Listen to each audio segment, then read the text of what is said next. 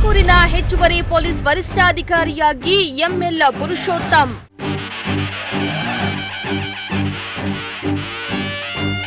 ಹೇಗಿದೆ ಗೊತ್ತಾ? ಕಲ್ಪತರು ನಾಡಿಗೆ ಎಂಟ್ರಿ ಕೊಟ್ಟ ಈ ಅಧಿಕಾರಿಯ ಟ್ರ್ಯಾಕ್ ರೆಕಾರ್ಡ್.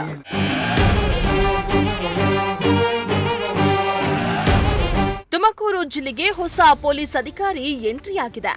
ನೂತನ ಹೆಚ್ಚುವರಿ ಪೊಲೀಸ್ ವರಿಷ್ಠಾಧಿಕಾರಿಯಾಗಿ ಪುರುಷೋತ್ತಮ್ ಎಂಎಲ್ ಇಂದು ಅಧಿಕಾರವನ್ನ ಸ್ವೀಕರಿಸಿದ್ದಾರೆ.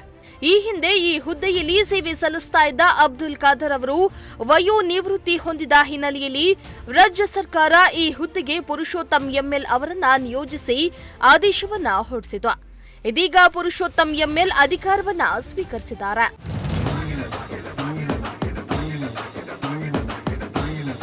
ಜಿಲ್ಲಾ ಪೊಲೀಸ್ ಕಚೇರಿಯಲ್ಲಿ ಹೆಚ್ಚುವರಿ ಪೊಲೀಸ್ ವರಿಷ್ಠಾಧಿಕಾರಿ ಸಿ ಗೋಪಾಲ್ ರವರು ಪುರುಷೋತ್ತಮ್ ಅವರಿಗೆ ಅಧಿಕೃತವಾಗಿ ಅಧಿಕಾರವನ್ನ ಹಸ್ತಾಂತರಿಸಿದ್ರು. ಪುರುಷೋತ್ತಮ್ ಎಂಎಲ್ ಈ ಹಿಂದೆ ಬೆಂಗಳೂರು ನಗರ, ಚಿಕ್ಕಬಳ್ಳಾಪುರ, ಮಾಗಡಿ, ಸಿಐಡಿ, ಲೋಕಾಯುಕ್ತ, ಎಸಿಬಿ ಹಾಸನಗಳಲ್ಲಿ ಕರ್ತವ್ಯವನ್ನ ನಿರ್ವಹಿಸಿದ್ದು ಖಡಕ್ ಪೊಲೀಸ್ ಆಫೀಸರ್ ಅಂತ ಹೆಸರನ್ನ ಪಡೆದಿದ್ದಾರೆ.